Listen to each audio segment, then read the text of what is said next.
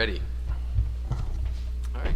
Good evening. Welcome to a special meeting of the Waterville City Council. Before we get started, I will just ask everyone to stand and say the pledge. I pledge allegiance to the flag of the United States of America and to the republic for which it stands, one nation, under God, indivisible, with liberty and justice for all.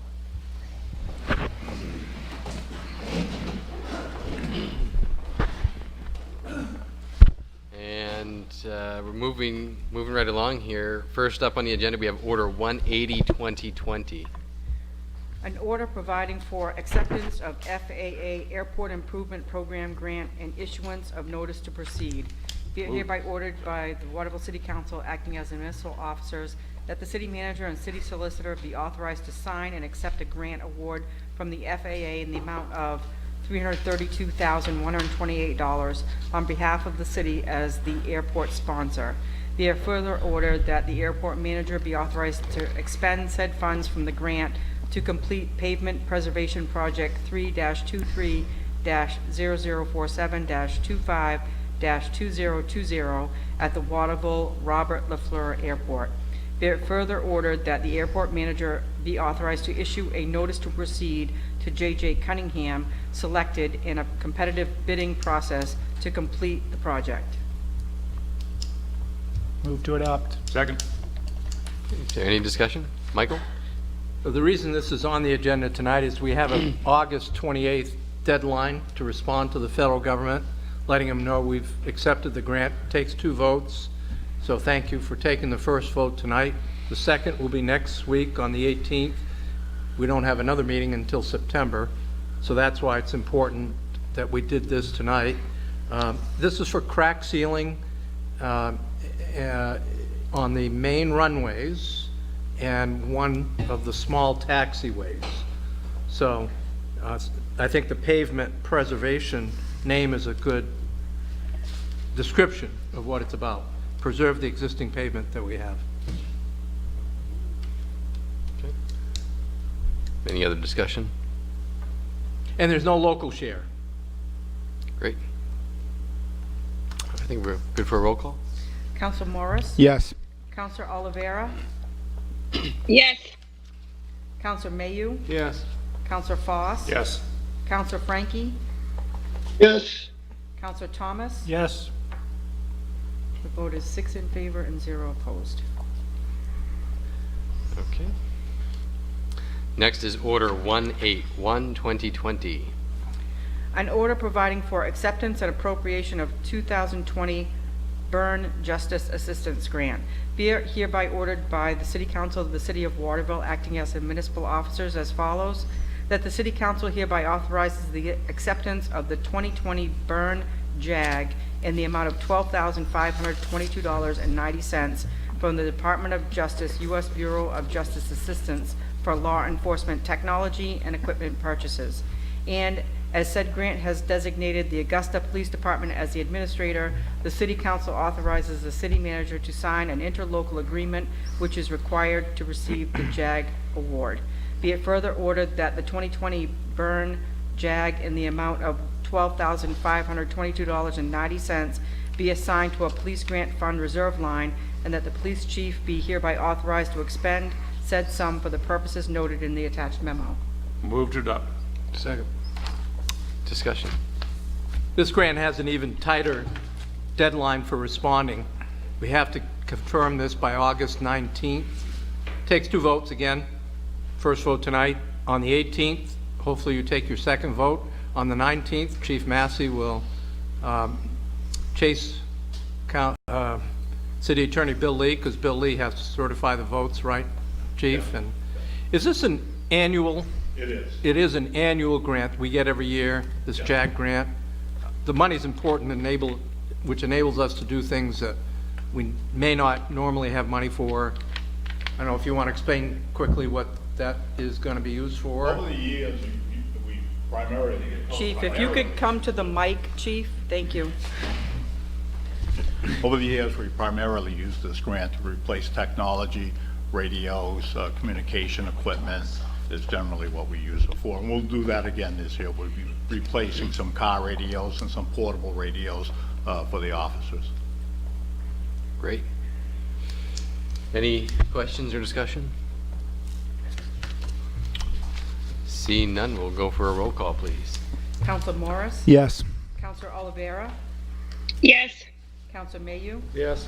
Counselor Foss? Yes. Counselor Frankie? Yes. Counselor Thomas? Yes. Vote is 6 in favor and 0 opposed. And next on the agenda is a discussion regarding the proposed agreement with Delta Ambulance. And Mike, I don't know, you want to start this to the chief? I'll just give a brief introduction.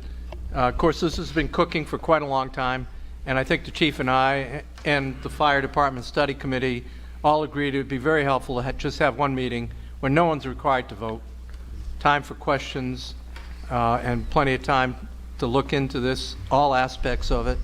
I don't know if at the next meeting you're going to want to take a first vote or not, but essentially this represents a very, very big departure from the way we've always done business in the fire department, and it represents something that, you know, may end up being a model for other places in the state, a cooperative thing between a city and a private nonprofit company like Delta joining together to provide services. So it's a very significant departure. It's an exciting thing, and I'm going to let Chief Essler and Tim Beals from Delta is also here with us, so I know he's ready to help answer any questions you have. The point tonight is just to get out as much information and allow time for questions. Okay. Perfect. Well, first of all, I'd like to thank everybody for taking their time. This is extremely important to the fire department, to the city, and of course to Delta. Second thing I want to do is thank our technology team. They are amazing, and I really appreciate the time you guys have spent. Third thing is we brought a team of people here tonight to help answer any questions that you may have. Executive Director Tim Beals, obviously Chief Massey and Sergeant Weaver behind us. On the screen, and hopefully they can hear us okay, is Dr. Pei. Dr. Pei is our medical director. Dr. Pei, can you hear us okay? Excellent. And we have Dr. Diaz, which is Delta's medical director and a resident here in Waterville. Dr. Diaz, can you hear us okay? All right, perfect. So basically, if we can pull up the PowerPoint real quick, I'm going to try to make this short and sweet, and if somebody has any questions, feel free to jump in. This presentation is really our presentation, so to say. Yes, it's coming from the fire department, but it's really everybody's presentation. So I'd ask Tim and Dr. Diaz and Dr. Pei to please jump in and help me wherever possible. And we're not going to be able to see them, guys. Is that correct? Correct. Okay. Can you see them, just in case they have a hand up or anything? No, once you go screen sharing, it overruns everything in the Zoom. Okay. All right. Well, basically, we're here to introduce a cooperative agreement between Waterville Fire, the City of Waterville, and Delta Ambulance. We're super excited about it.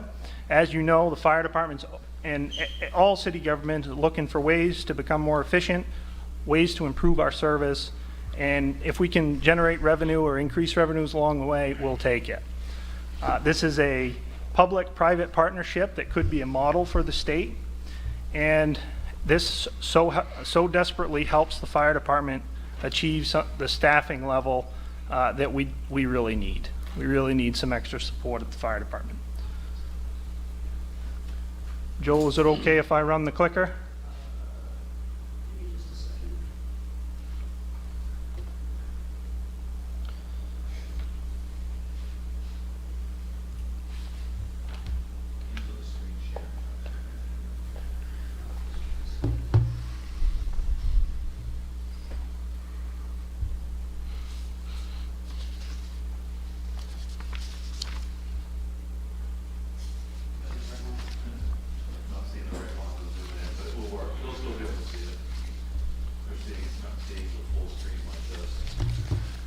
Okay. Can we advance the slide so we can continue? Okay. Okay, it's not working.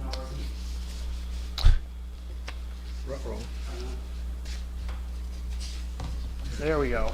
So again, we're here today to discuss this proposal, and we're really seeking council support to give us the go-ahead. We've done a lot of research, spent a lot of time on this. The fire department committee has invested a tremendous amount of time in this, and we're really looking to for support before we can analyze the next steps. And there are some questions that we may not be able to answer here today, because we're just at a point where if we don't have support, there's no point in wasting any more time on it.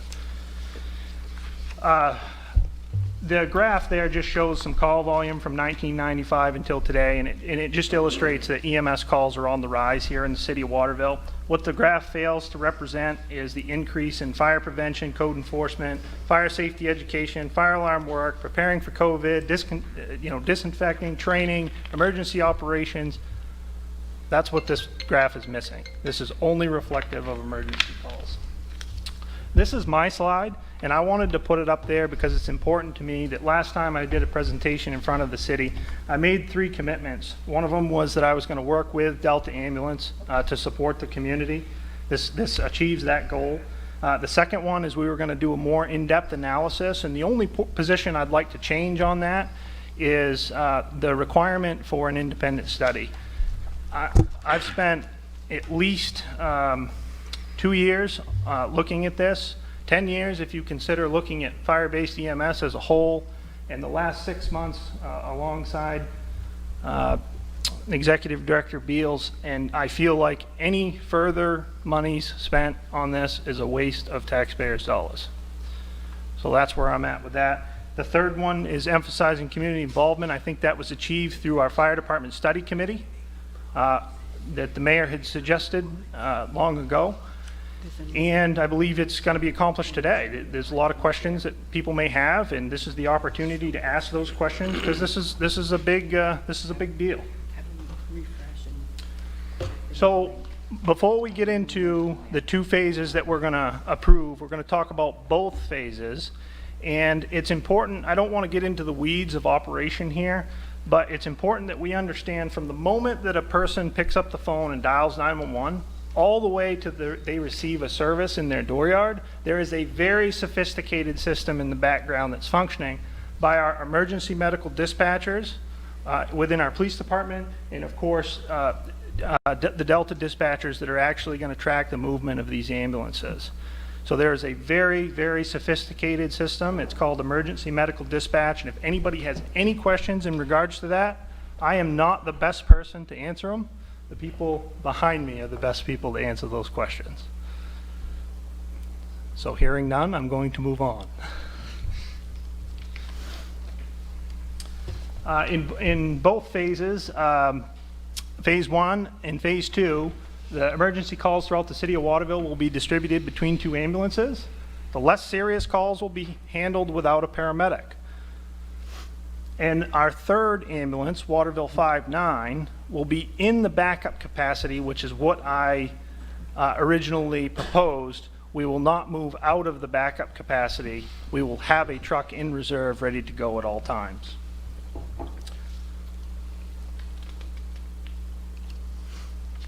Phase 1 represents 1 ambulance jointly staffed with a Waterville Advanced EMT and a Delta Advanced EMT and a Waterville EMT running out of Central Fire.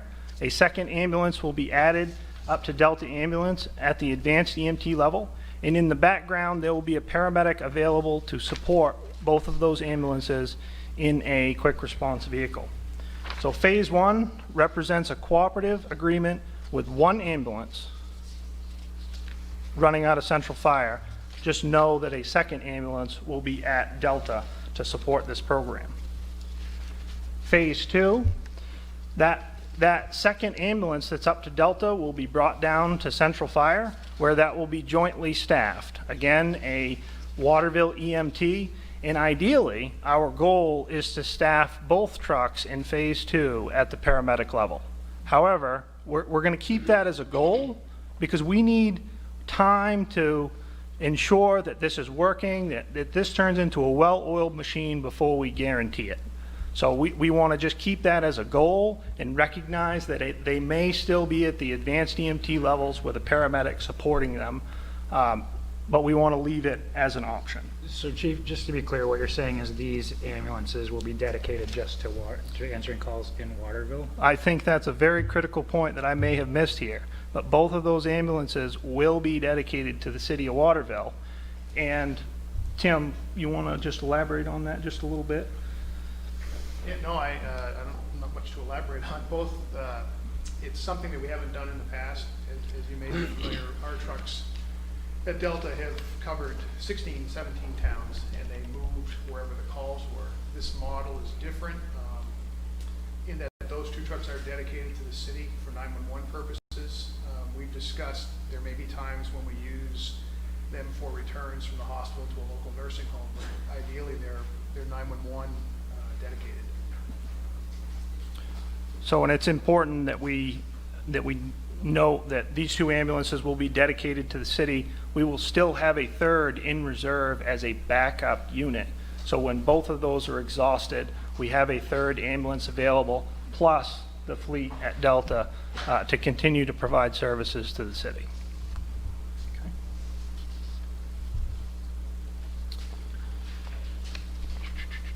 Whoop. Did I?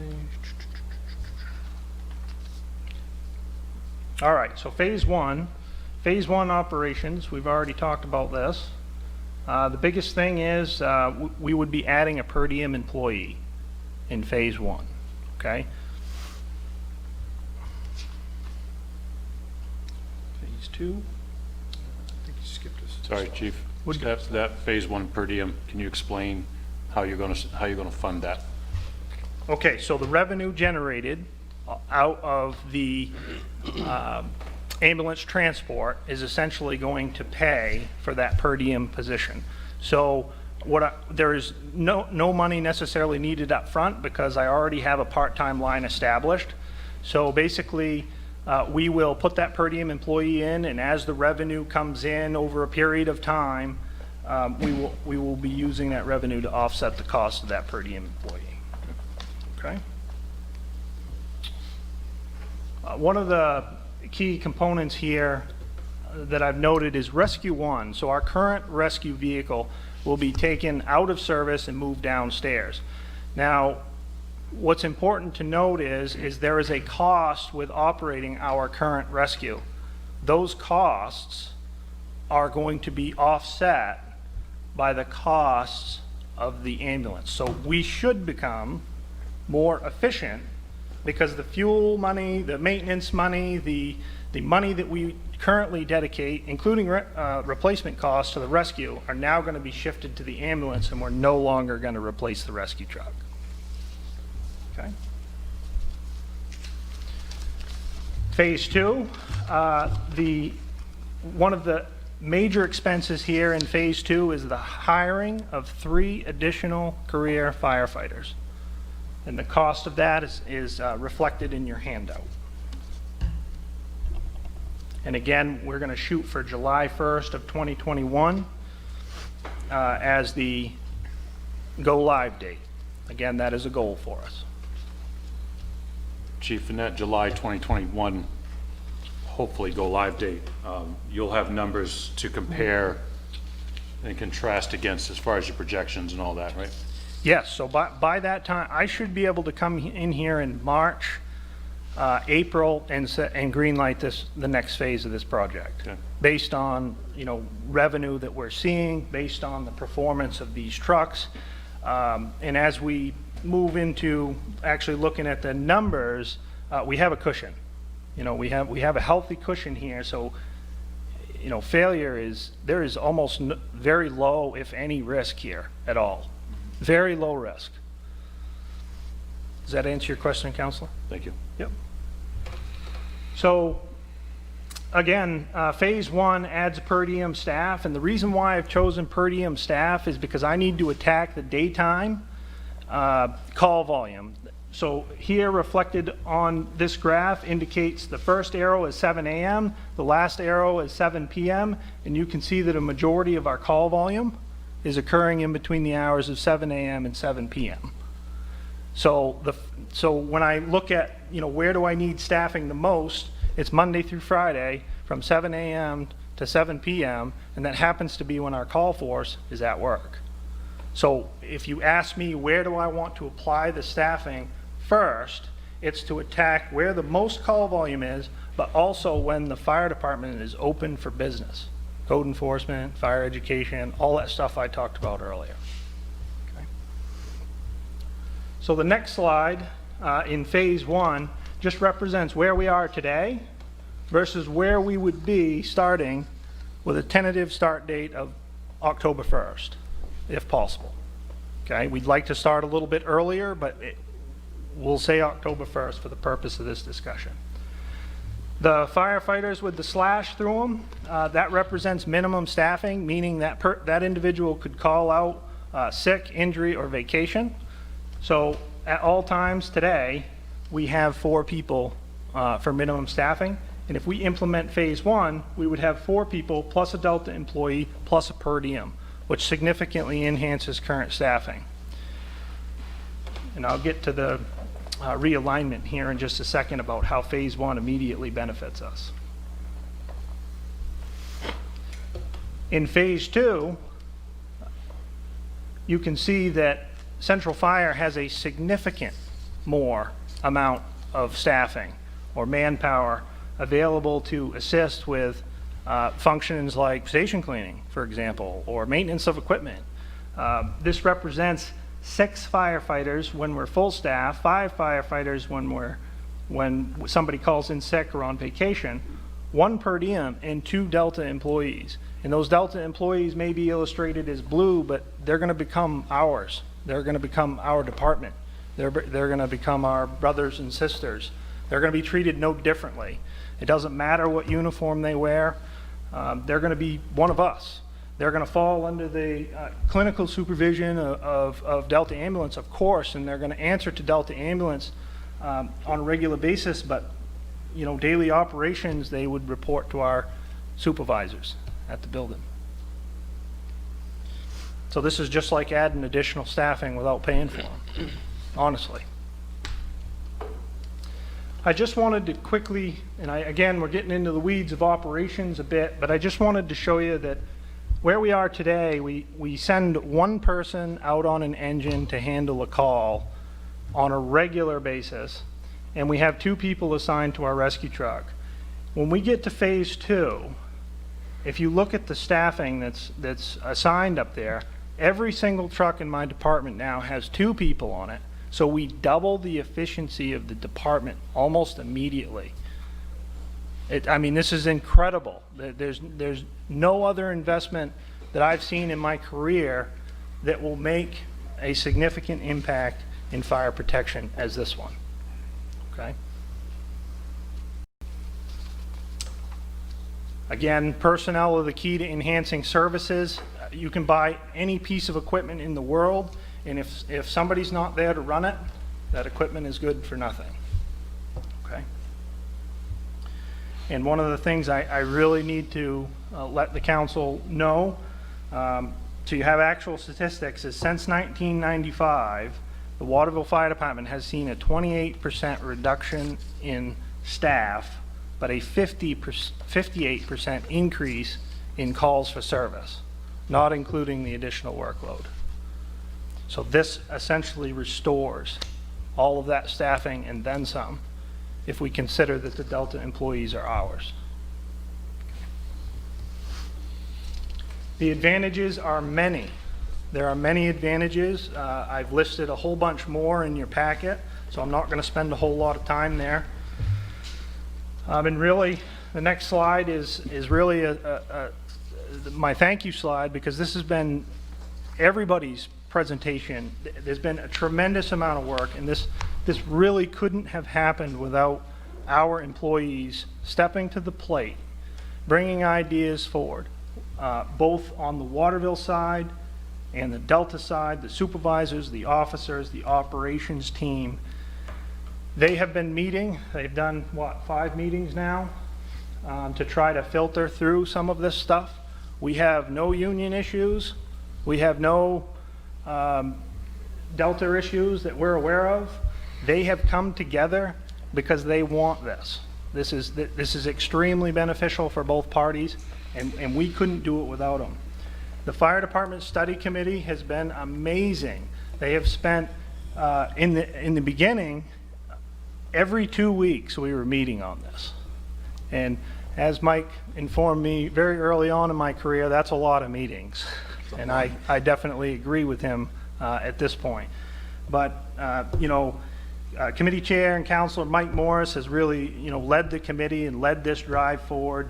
And everybody else, Councilors Eric Thomas, Rick Foss, former Councilor Jay Cahello, Mike Monk, John Levesque, Jessica Laverdiere, IFF Local 1608 President Ryan Cody, and of course the city manager, and I know the mayor's even invested some time on this as well.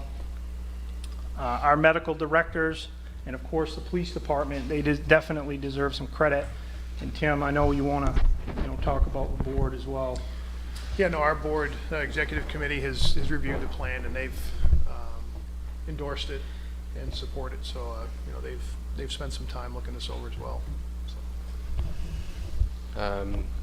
I would just like to say that some months ago, we asked you for a pretty monumental request, which was to go through a pretty unique process and come up with a plan that involved the community, that involved Delta Ambulance, and I think you went above and beyond in what we requested. I'm very, very impressed with every single one of you that's been involved with this. I'm very pleased.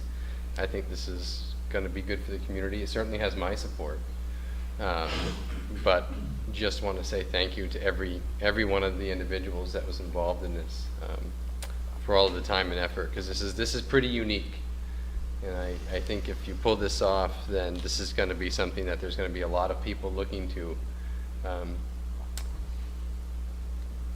try to do something like this. This is not something that we see out there right now, and you've come up with something very original, and I think it's something that's going to do very well by the citizens of the city. Thank you. Thank you. As you guys know, I'm usually one of the strongest critics in here, and this fire committee was no exception for me. Mr. Coelho couldn't attest to that. Councilor Morris can attest to that. Every time there was a question mark, those question marks were answered and or honored, where we took our time making sure that we crossed our T's and dotted our I's. And Delta, Mr. Beal sitting here today in agreeance, especially with board approval, was one of those milestones that I needed myself for my ward. And them sitting here today giving that approval is a good milestone for everybody. I have no problem supporting this process and package. The one question that is in my mind for Chief Massey, on the dispatch side, are you guys going to be okay over there?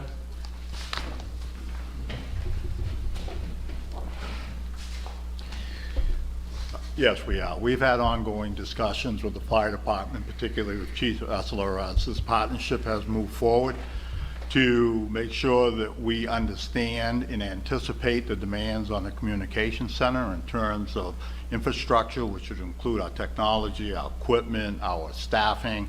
And I think we feel pretty comfortable at this point. I have Sergeant Weaver with me, who's the supervisor of the comm center, that we feel comfortable that we can handle the additional workload that this will cause for the communication center. There'll be some training involved, but I wholly support this partnership between Delta and the Waterville Fire Department. I think it's a unique partnership that's going to really make an impact on our ability to serve our community. So we're pleased to be part of that, and I think the communication center stands ready to support it and support it with our communications specialists.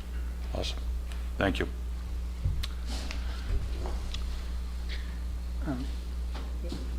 One thing, if you don't mind, I'd just like Dr. Pay and Dr. Diaz to be able to weigh in if they have an opinion. I would love that, yeah.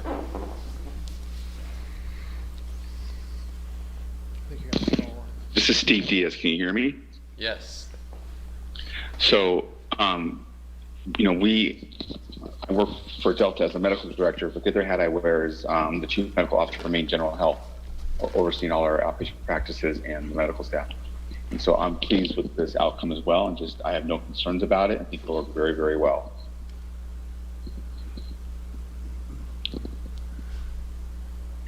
Hi, this is Tim Pei. Can you hear me as well? Yes. Good. Yeah, no, ditto from my end.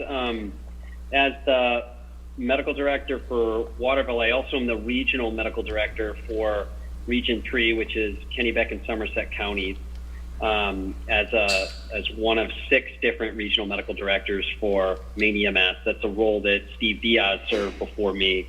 So both of us have a clear commitment to the global EMS response within all of our counties and all of our communities. And this, I think you've highlighted it already, the idea of blending different types of services and being flexible with what type of response is activated for the individual EMS complaint is critical for not just the city of Waterville, but really as a model for the rest of Maine EMS. This is a very exciting, innovative approach to making the most of limited resources. So I really congratulate everyone here. Specifically for Waterville Fire Department, I really appreciate Delta's opening of the quality assurance program that they've built over decades under Steve and Tim's guidance, Dr. Diaz and Tim Beal. It's a very unique QA system. It's one of the best in the state, if not the best. And giving that access of that type of quality assurance to the city of Waterville's fire department is critical for really a young department in transport medicine. So blending the staff, you get seasoned Delta staff that are adding into our fire department's response. It really couldn't be better. So I really applaud everybody's efforts here. This has been done very carefully, very slowly, very thoughtfully, and I think it reflects in this end product. So congratulations. I really look forward to seeing this blossom. Great. Thank you very much. So I am so happy that today is finally the day that we can kind of talk about this, because this has been a labor of love for myself for a little over a year and a half now, and you know, I learned a lot from when we started, you know, talking about, you know, bringing some ambulances to the municipality and things of that nature. And you know, you grow a little bit through these experiences, and you know, we took all the feedback that I got, and we got a lot, and we formed this committee, and we worked, like the chief said, every 2 weeks, you know, and these were like 2 or 3 hour meetings. We were there for forever, and you know, to be able to come now in front of you and present this program that probably nobody thought would ever happen when you talk to both entities, and you know, at that time, and to be able to say that, hey, we can do this, and not only can we do this, but we're doing this in such a fiscally responsible way, in making sure that as we move through these different phases, we have the ability to self-fund this program. And what I mean by that is that we won't have additional taxes. We won't rely on additional taxes to fund these additional firefighters or EMTs, you know, at the station. We have the program that we've developed over the period of these last 6-8 months is one that, in addition, puts money aside for things of like replacement of, you know, ambulances and other equipment at the fire station, so that we don't have to take out, you know, big bonds for some of these smaller items. You know, even things like the boats and the snowmobiles and ATVs and things like that. These will all be covered. You know, the goal is that these are covered by, you know, the revenues of this program, and we don't move forward until we start hitting those toll gates. And that, again, to be able to promote that fiscal responsibility and saying, hey, not only are we now adding to the staff of, you know, the fire department, but we're not requiring, or we're not asking for any new taxes, you know, from the citizens to do that. Because, I mean, again, they pay a lot of already. So we're being able to offer these services, you know, without, you know, requesting additional taxation, you know, which is phenomenal. And one of the important pieces for me was to be able to do that. So I'm excited about it. Sid? Yeah, I just want to applaud everybody in the game of this. This is looking at the paperwork on this and reading it line by line, page by page. I got to say, this is the most ingenious, collaborative agreement I have ever seen with a private entity and a city. I mean, this is just mind-blowing to me. And all the players in this, from the city manager to the fire committee to Chief Sean Essler and your team, to dispatch, to all the players, and the amount of work and sacrifice and going over the details. And I agree with Council Morris on the feasibility for taxation, looking at revenues to offer a buffer so the taxpayer, this is completely taxpayer friendly. The city of Waterville has just been enhanced significantly with class EMS, with a noble class A service from Delta, you know, collaborating with the city of Waterville Fire Department. And as Chief Sean Essler said, being brothers in arms and providing additional staffing, this is just absolutely mind-blowing for the city of Waterville and a direct benefit to our residents and our community. And I fully support this all the way through because this is just amazing. I'm just very excited, as the people of the committee are, as the entire council. I can't imagine anybody not looking at this with absolute positivity. So I commend you guys, I applaud you guys, and this, like I said, this collaborative agreement is just absolutely off the charts. Okay. Anybody else? So, next steps? Well, the next step is to formalize the agreement in writing and get it to you. I mean, we've made a big start on that, right, Tim, with the prior agreement. Right, we but can build off that, yeah. And So- the other, even before that step, you know, Sean didn't allude to, we still need to present this to Maine EMS. They're the right. state body that will approve the proposal that we have. It's what they call it a response plan. That's the term that the state uses. We'll submit that to the state for review. You know, I'm confident that it should go well. But that's really the next step in the process, is to, now that I'm hearing council support, so that's encouraging. And so we'll get that formalized and submitted to the state for them to review, and then you know, at the same time we can be working on those documents. Yeah, right. At the same time, we're going to go back to the original agreement, which really didn't have anything about cost sharing. No, it didn't. Right. So now we've got to put all of that language in. So we'll be doing that while we're waiting for Maine EMS to review. So we're going to move as quickly as we can. I think September seems to still be a reasonable start time, I hope. Is it reasonable that we put a resolution in front of the council next week, just authorizing support and authorizing us to move forward with this? Would that be appropriate? Yeah. It would probably be helpful just to make it official. I would move that. Yep. Okay, sure. Jay, do you want to say something? Yep. Thank you, everybody. It's been a long process. We've had our differences on this. I appreciate that we've always been able to talk through it no matter what, even though publicly it looks a lot worse than it is. I also want to thank Tim. I think when we first sat down and talked, my goal was always that we were able to add people to our fire department in a way that wasn't going to cost our taxpayers money. I'm extremely excited of what we've come up with. I am thrilled. Our chief is thrilled. Our body is thrilled. And like we've said and touched on, this can be a model for the entire state and country going forward, depending on how well it works. I also want to thank Delta and their employees. I know we've had some hard discussions. I'm thankful that nobody's losing jobs. I'm thankful that we're increasing capacity in our town and giving Delta the opportunity to also sort of increase some capacity around our system. I want to thank all of our firefighters, Chief.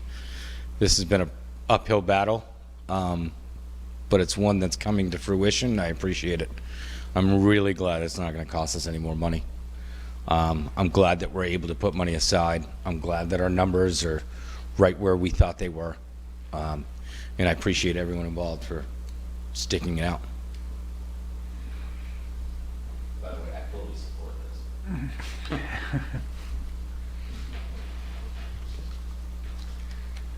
All right. Is there any other comments from anybody, or are you ready to wrap up the meeting? Yep. And we'll have a resolution on your next meeting supporting us going forward. Perfect. Perfect. Perfect. Great. Can I get a motion to adjourn? Motion made. Thank you. Thank you.